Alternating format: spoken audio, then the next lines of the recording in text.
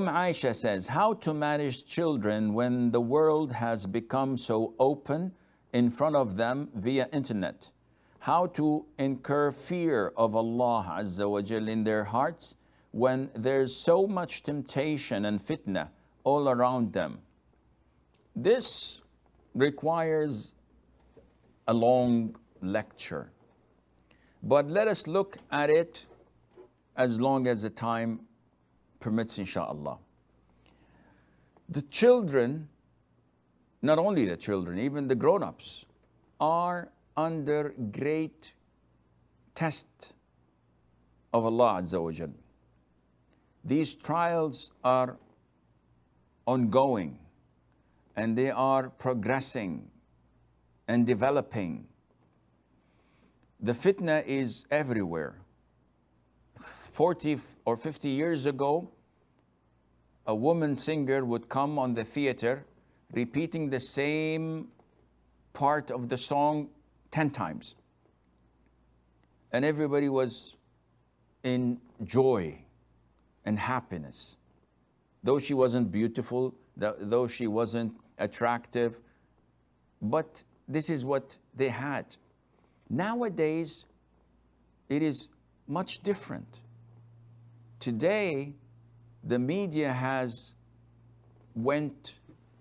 gone into different fields in order to lure you and tempt you.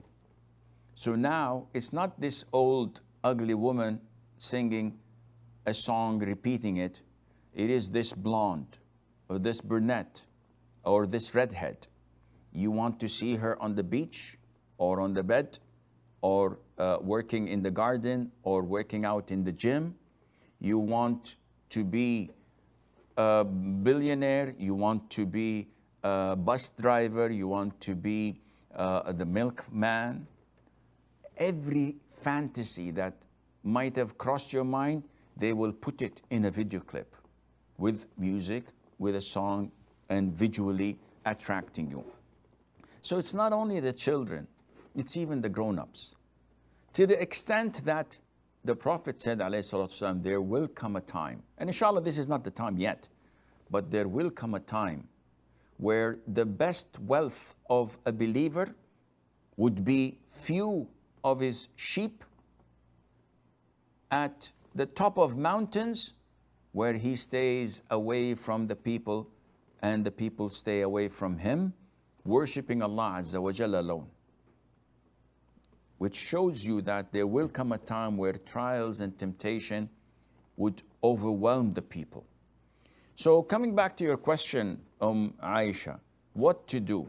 If you're talking about the internet per se, this is something, unfortunately, even our educational institutions at an early age, our children in the elementary school, their teachers and the management encourage them to surf the net, which is awkward.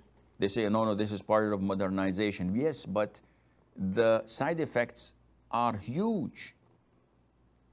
But they don't understand because they don't have religion in their hearts. They're not religion oriented.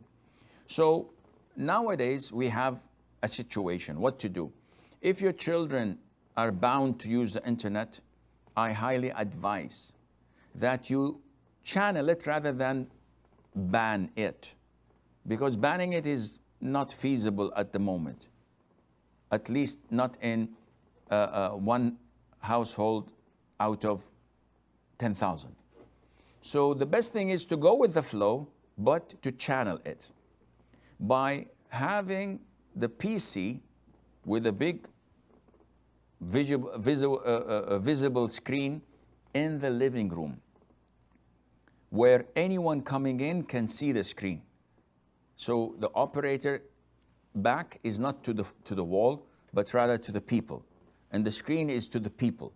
So your child can surf the net, can check his emails, can browse if he has a research to do for school, and can also play games or do something that is recreational providing everyone else can see. And every once in a while, once he crosses the red line, we reprimand and we bring him back to course by trying to fill up his heart with the fear of Allah Azza wa Jal. So in order for you to use the PC for an hour, you have to sit with us for 10 minutes, recite an ayah with a tafsir, or read a hadith and comment on it. This is our daily dose.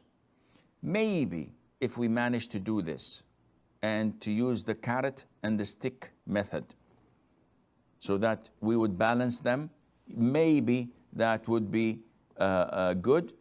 You have to devote time during the day for them to get closer to Allah Azza wa Jal, either by a lecture or by a research or by them themselves, if they are a little bit, intellectual and wise, by them preparing the tafsir of an ayah or the ruling of fiqh or the explanation of a hadith. They search and they find it and they present it to the family so that this would be beneficial for all, and they would feel that they are living in a Muslim household. Maybe this would help. Allah knows best. May Allah Azza wa Jal protect all our families and children.